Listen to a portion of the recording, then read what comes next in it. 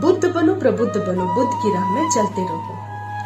एक महिला जो सिर्फ 9 साल की अवस्था में ही विवाह जैसे बड़े बंधन में बांध दिया गया और समाज उनके कार्यों को इसलिए गलत कहती थी क्योंकि वो समाज के अन्य महिलाओं की जिंदगी संवारने में लगी हुई थी। उन्होंने न सिर्फ रूढ़ियों को तोड़ा बल्कि अपने मृत पति का अंतिम संस्कार करके तत्कालीन समाज की रूढ़िवादी परंपरा को ही गलत बता दिया। हम बात कर रहे हैं भारत की पहली महिला शिक्षिका और महान समाज सुधारक माता सावित्रीबाई फुले की।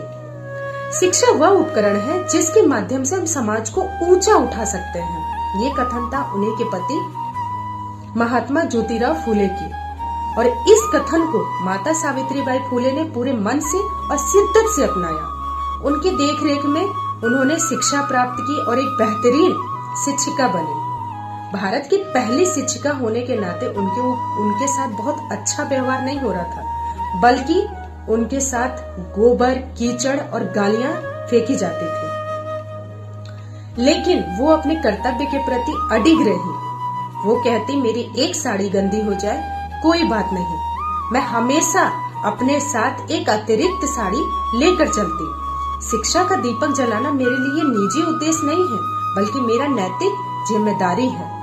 19वीं सदी, जिसे अक्सर भारत में सामाजिक ठहराव के रूप में वर्णित किया जाता है, उस समय महिलाओं के साथ सती प्रथा, बाल विवाह और विधवाओं के साथ अमानवीय व्यवहार का शिकार होना पड़ता था।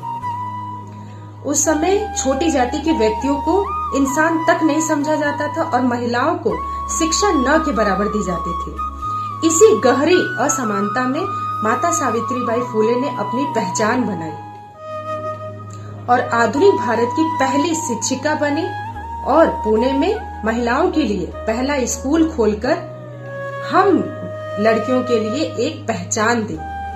हम शिक्षा ग्रहण करते हैं, आगे बढ़ते हैं, समाज का, देश का नाम रोशन करते हैं, तो ये उन्हीं की बदौलत है। हमें ऐसे महान विदुषी महिला को हमेशा याद रखना चाहिए और इनकी कहानी अपने बच्चों को सुनाना चाहिए, अपने आस पड़ोस को सुनाना चाहिए कि हम उनकी वजह से आज हम यहाँ हैं। जय हिंद, जय संविधान।